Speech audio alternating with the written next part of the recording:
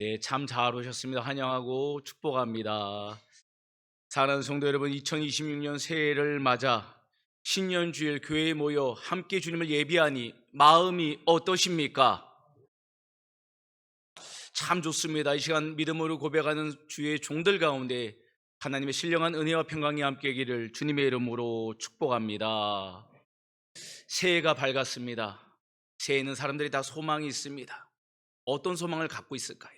많은 소망이 있을 것입니다. 특별히 우리나라 대한민국을 봤더니 관계 개선에 대한 열망을 보게 됩니다. 2024년 한국 리서치의 조사에 따르면 성인 10명 중 8명 이상이 정치, 경제, 사회, 문화, 교육, 가정 다음 세대 이르기까지 전반적으로 갈등과 반목이 심하다라고 응답했다는 것입니다. 이런 조사를 통해서 알게 되는 사실은 많은 사람들이 이 관계를 어려워하고 있다는 겁니다. 특별히 사람과 사람의 관계를 힘들어한다는 것입니다. 서로를 불신하고 미움과 시기와 질투로 서로의 관계가 깨어지는 시대가 바로 우리가 살고 있는 지금 시대의 모습이라는 것이죠. 우리가 한번 살아가는 인생 아름답고 사랑하며 베풀면 얼마나 좋을까요? 좀 미운 사람 없고 원수 맺는 사람 오면 얼마나 좋을까요? 성도 여러분, 혹시 내가 마음속에 미워하는 사람이 단 한 사람도 없다는 분 혹시 계십니까? 그러면 참 복된 인생입니다. 어느 주일날 목사님이 성도님들에게 물어봤습니다. 성도님들 중에 미워하거나 싫어하는 사람이 단 한 사람도 없는 분 손들어 보세요. 아무도 없으시죠? 라고 목사님이 당연히 있을 거라 생각했더니 그때 맨 뒤에 계셨던 나이가 가장 많은 교회 할아버님 성도님이 손을 번쩍 드셨습니다. 목사님이 깜짝 놀라서 물어보셨습니다. 아니, 성도님은 정말로 미워하는 사람이 없으십니까? 했더니 할아버지는 이런 말씀을 하셨습니다. 옛날엔 저도 많았는데 이젠 다 죽어서 없어요. 오래 살다 보니 미워한 사람이 다 하늘나라 갔다라는 할아버지의 고백이었습니다. 우리가 미워하는 사람이 다 죽을 때까지 미워만 하면서 살기에는 우리 인생이 너무 짧지 않습니까? 그 짧은 시간을 원망, 미움, 실망, 서운함, 분노 이런 것을 우리 마음을 채우는 인생은 참으로 불행한 인생입니다. 내가 불행하면 또 어떻게 될까요? 내가 속해 있는 가정이 불행한 거고, 내가 속해 있는 직장이 불행한 거고, 공동체가 불행한 것입니다. 그래서 우리 그리스도인이 속해 있는 공동체는 우리를 통해서 복을 얻어야 돼요. 그럼 어떻게 되겠습니까? 믿음의 백성인 우리가 주님의 용서와 사랑을 실천해야 한다는 것입니다. 그래서 오늘 말씀을 통해서 신년주일 용서하기 위해 사랑하기 우리는 어떻게 하는가를 함께 좀 나누고자 합니다. 다시 한번 이사야서 55장 7절 말씀을 우리 함께 보겠습니다. 시작. 악인은 그의 길을, 불의한 자는 그의 생각을 버리고 여호와께로 돌아오라. 그리하면 그가 긍휼히 여기시리라.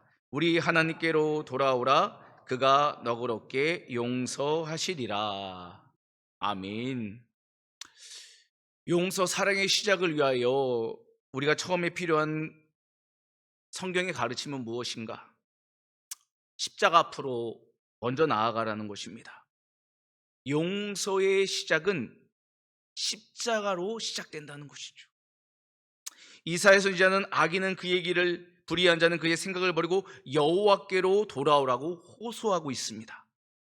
이 말씀은 삶의 방향을 전환하는 회개를 촉구하는 말씀입니다.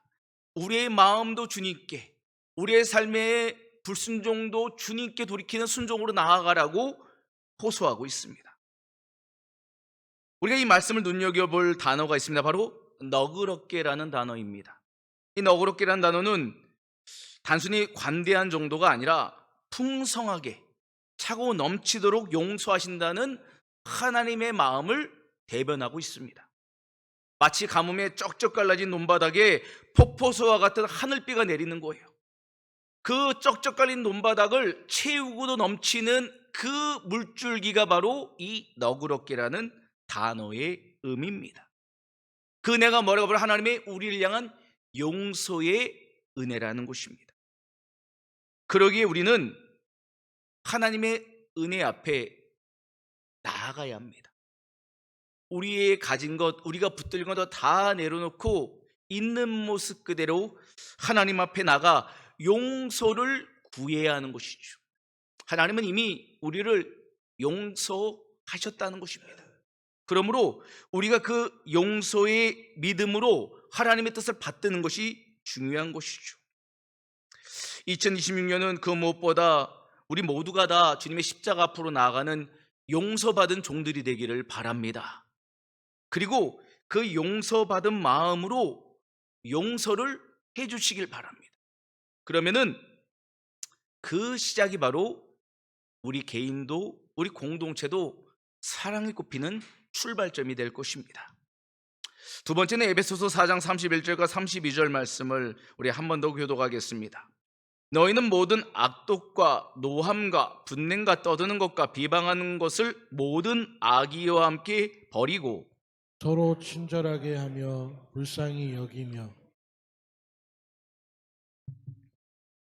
서로 용서하기를 하나님이 그리스도 안에서 너희를 용서하신과 같이 하라라고 말씀합니다. 용서를 위한 사랑의 시작을 위한다면 두 번째, 우리 마음의 공간을 내어주는 삶이 필요합니다. 하나님의 용서가 우리 안에 흘러들어왔다면 그 생명의 물줄기는 삶의 현장으로 흘려보내야 됩니다. 우리 가정의, 부부의, 자녀와의, 직장의 동료와의, 이웃과의 교우들 관계 안으로 흘려보내는 것이 바로 사랑의 물줄기가 되어야 된다는 것입니다. 사도 바울은 그래서 용서의 실천을 위해서 우리가 무엇을 뽑아야 하고 무엇을 심어야 하는지를 오늘 본문의 말씀을 통해서 구체적으로 이야기합니다. 먼저 우리 마음 안에는 뽑아야 할 독초가 있다는 겁니다. 뭡니까? 악독, 노함, 분냄, 떠드는 것, 비방하는 것, 악의.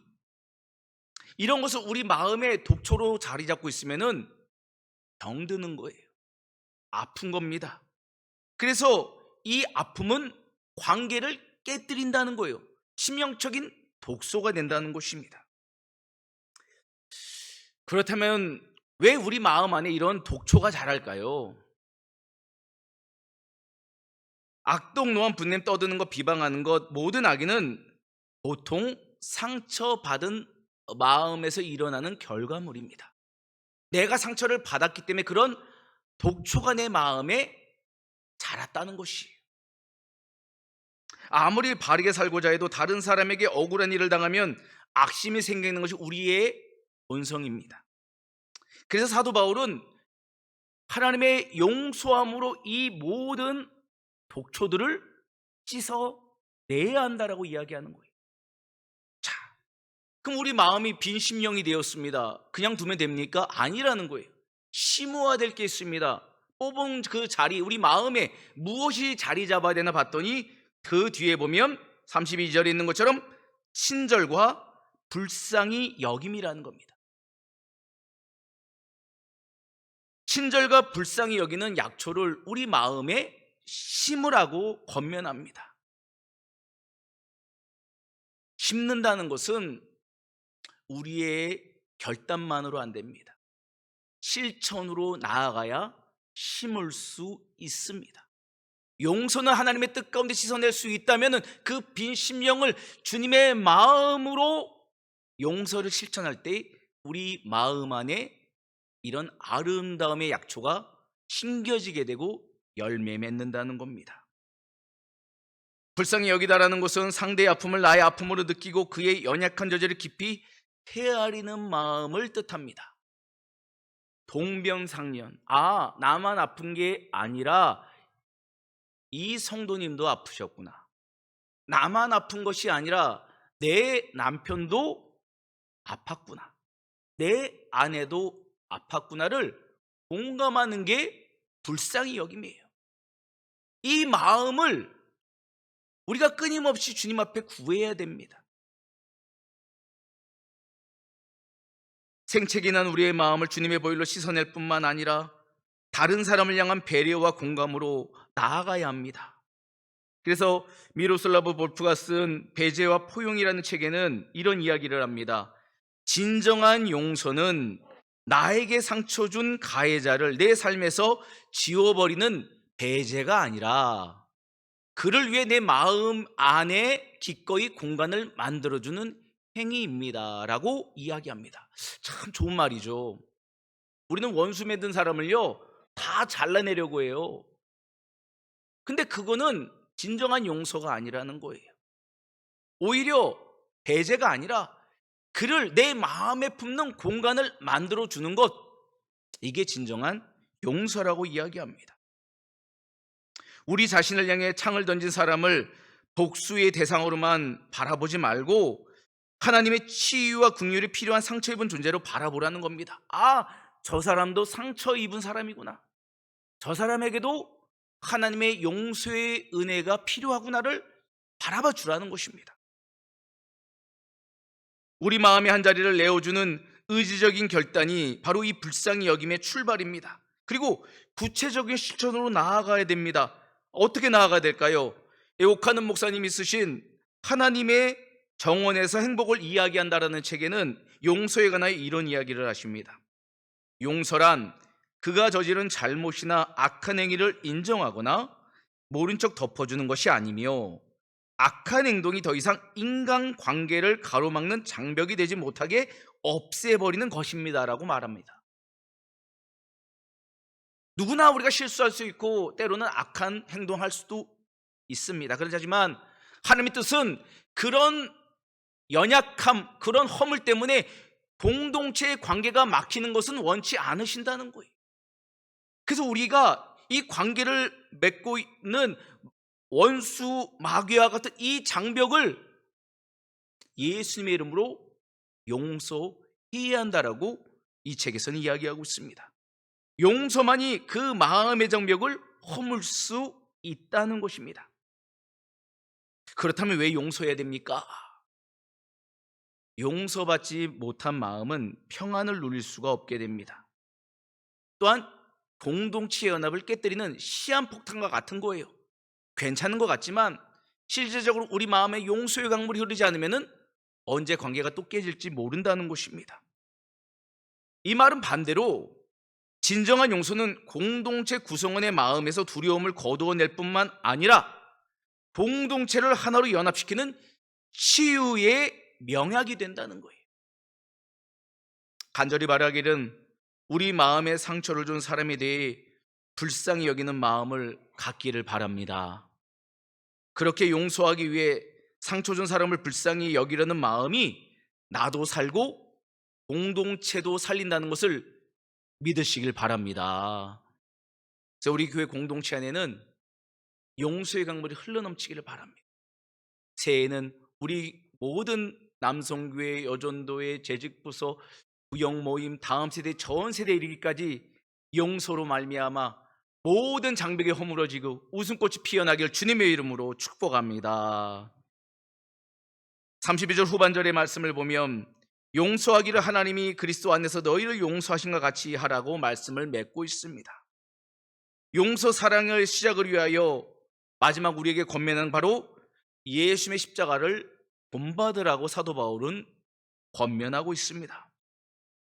우리가 용서하려면 용서의 근거가 있어야 됩니다. 용서의 동력, 에너지가 우리에게 와야 됩니다. 어디 있습니까? 바로 예수님의 십자가의 용서.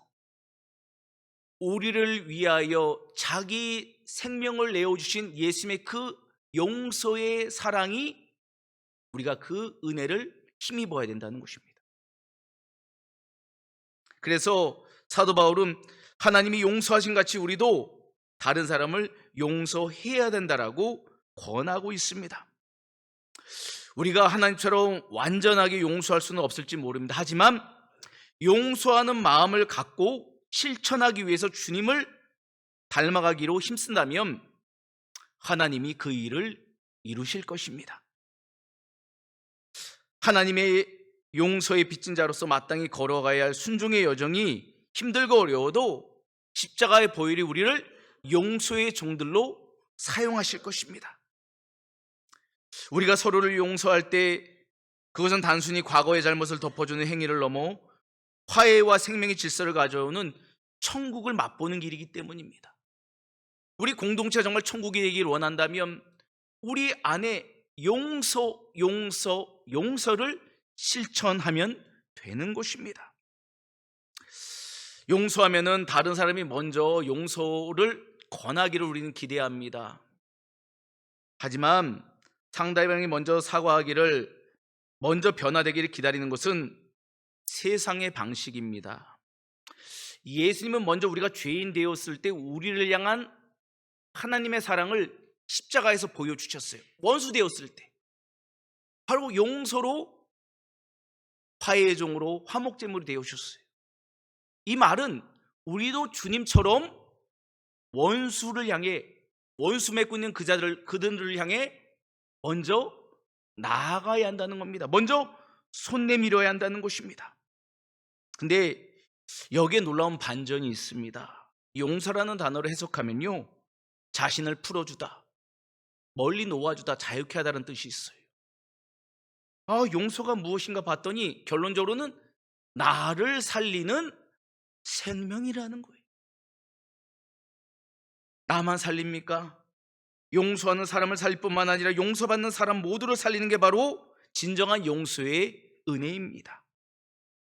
하지만 남을 미워하고 분노하면 내 영혼이 상처를 입을 뿐만 아니라 하나님 주시는 평강마저도 빼앗겨버리고 마는 것입니다.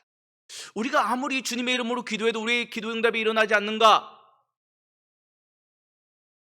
너희 죄를 용서하신 같이 너희도 용서, 주님께서 주기의 기도의 가운데 우리에게 가르쳐 주셨습니다. 기도의 능력이 없는 것이라 우리가 주님의 마음으로 용서하지 않기 때문에, 주님이 우리에게 베푸는 용서의 그 은혜를 막고 있기 때문에 우리 기도 응답이 막힌다라고 주님은 이야기하셨습니다. 그러므로 우리가 날마다 돌아가야 될 건 십자가의 복음이고 예수님의 용서의 피값이고, 또한 그것을 의지하며 나가는 용서의 순종인 것입니다. 그러면 우리가 구하고 자꾸 두드리는 그 기도 가운데 하나님이 용서를 실천한 저희 종들 가운데 은혜와 사랑으로 역사하실 줄 믿으시길 바랍니다. 사랑의 편지에 게재된 한 어머니의 사연을 소개하겠습니다.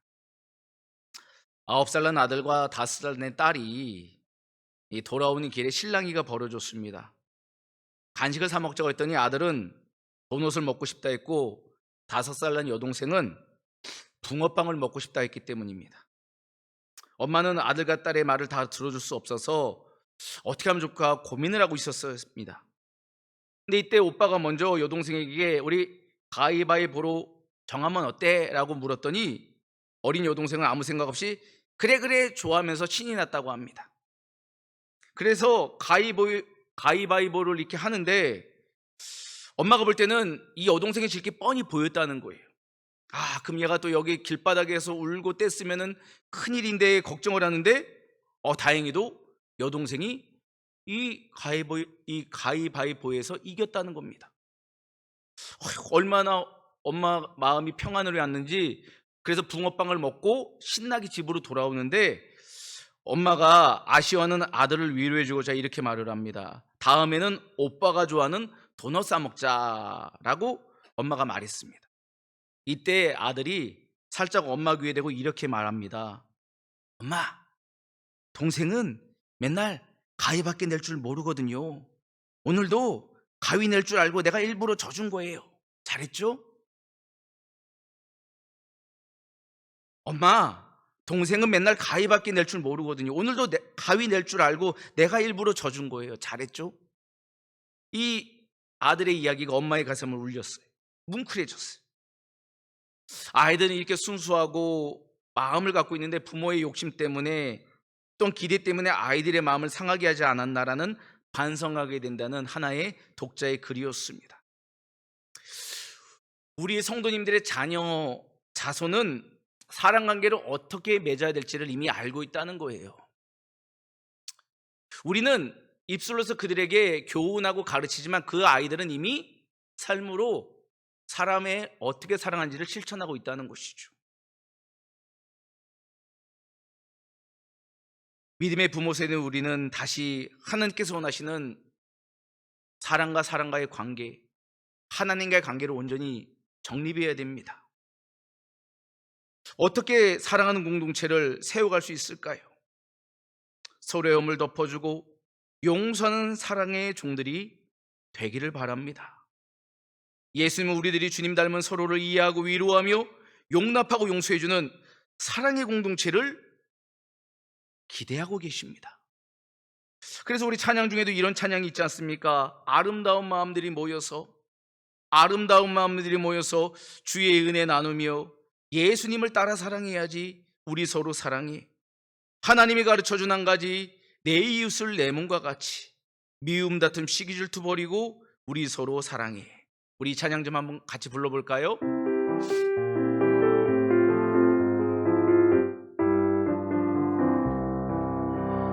아름다운 마음들이 모여서 주의 은혜 나누며 예수님을 따라 사랑해야지. 우리 서로 사랑해. 하나님이 가르쳐준 한 가지, 내 이웃을 내 몸과 같이. 미움 다툼 시기 질투 버리고 우리 서로 사랑해.